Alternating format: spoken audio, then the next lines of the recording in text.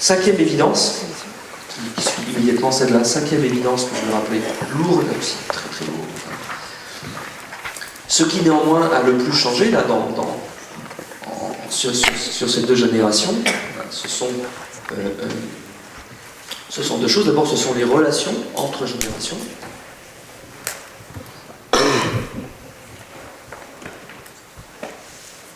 Et puis deuxième chose, ça c'est quand on regarde les relations entre les générations, les modes éducatifs, les façons de communiquer entre les grands-parents, les parents et les jeunes d'aujourd'hui, c'est tout à fait évident. Il y a eu un post-mai 68, on va dire ça pour aller vite, qui a transformé beaucoup de choses sur les relations intergénérationnelles, les relations familiales, la communication familiale, etc. Ce qui du coup a des impacts sur toute la réalité. Mais par ailleurs, en réalité, donc ça peut s'analyser, hein, c'est logique, fatal, puisque ça découle directement de ce que les parents d'un jour ont fait 11 enfants et que les enfants devenus parents font leurs propres enfants. Sans forcément le penser, mais c'est eux qui le font. Ce qui amène au dernier des constats, qui est que ce qui change le plus ça, au fil du temps, ça n'est pas les jeunes. Ce sont les adultes.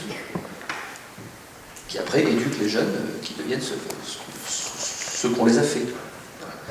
Ça c'est quand même tout à fait fondamental à rappeler, parce que du coup, ça veut dire que ce sur quoi il faut s'interroger peut-être, plutôt que de chaque fois paniquer en disant « Mon Dieu, les jeunes, c'est nouveau, c'est incroyable, on ne maîtrise pas, il faut un truc qu'on n'a jamais vu. » Ce qui, encore une fois, je répète, a pour principale conséquence de nous déresponsabiliser, fabriquer le jeune, espèce de machin,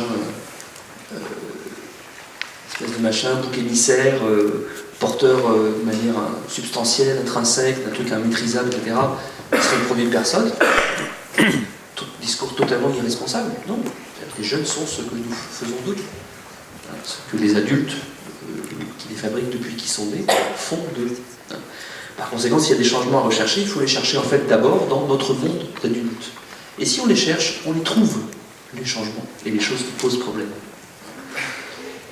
C'est notre vie à nous d'adultes qui s'est effectivement beaucoup transformée depuis une génération. Et dans un sens, avec certains aspects très positifs, puis d'autres qui posent problème. Nous vivons dans un monde de plus en plus anonyme. Et ça pose de gros soucis, dans la mesure où, par exemple, la surveillance collective des grands sur les petits a toujours reposé sur l'interconnaissance. Si on ne se connaît plus, c'est sûr qu'il y a des trucs qui deviennent problématiques. Il y a tout simplement d'ailleurs la communication qui devient problématique. Parce que tu n'es plus machin, bidule, fils de truc que je connais bien, avec qui j'ai partagé ça déjà, avant que je t'interpelle parce que tu m'emmerdes sur ta chose. Tu deviens X anonyme, le jeune.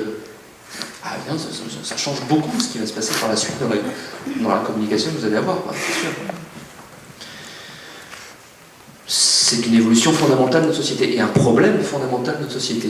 Ce délitement de l'interconnaissance, des solidarités que crée l'interconnaissance à tout niveau, solidarité familiale, on habite de plus en plus loin, là où habitaient nos parents, etc. Solidarité de voisinage, en effondrement aussi, avec une généralisation progressive du mode de vie urbain, de l'hypercentre, où on connaît à peine la personne qui habite l'étage en face de l'immeuble, on dit un bas de bonjour à celui qui habite là-bas, puis alors dès qu'on est sorti de la rue, c'est terminé.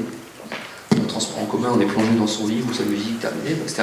Ce mode de vie, cette caricature d'anonymat et de solitude, est en fait ce qui se généralise sur le territoire. Puisque le peuplement, en fait, statistiquement, et depuis 30 ans, le plus important, c'est plus les centres-villes qui sont saturés depuis longtemps, c'est ce qu'on appelle le périurbain, ou le urbain, qui est en fait l'importation sur d'anciens territoires ruraux des modes de vie anonymes de la ville. On fait sortir de terre des résidences, des lotissements, des machins, dont on a pensé techniquement comment y amener l'eau, l'électricité, le machin bidule, dont personne n'a pensé la vie sociale. De fait, il n'y a pas de vie sociale. C'est des dortoirs plus ou moins luxueux, etc. Il n'y a pas. Il y a des embryons de temps en temps, une petite fête de quartier, machin. Puis par hasard, des fois, il y a parce que 3 personnes hyper motivées, machin, font tourner un truc. Mais globalement, il n'y a pas. Globalement, il n'y a pas. Or, ça met en question tout le monde. Tout le monde. Ceux qui ont construit, les élus qui ont autorisé la construction, voilà. Il semblerait que personne n'a pensé la vie sociale. qui n'est pas que brancher le chauffe-eau, prendre l'électricité, prendre la bagnole, non, la vie entre les gens. Ah non, c'est pas pensé. Parce que tout le monde semble avoir assimilé qu'il est normal que la vie, ce soit chacun dans sa maison, devant son canapé, devant sa télé. Et pourtant, c'est ça qui nous tue, petit à petit. C'est ça qui nous tue. Donc c'est de cette société-là dont les jeunes d'aujourd'hui héritent et dans laquelle ils fonctionnent.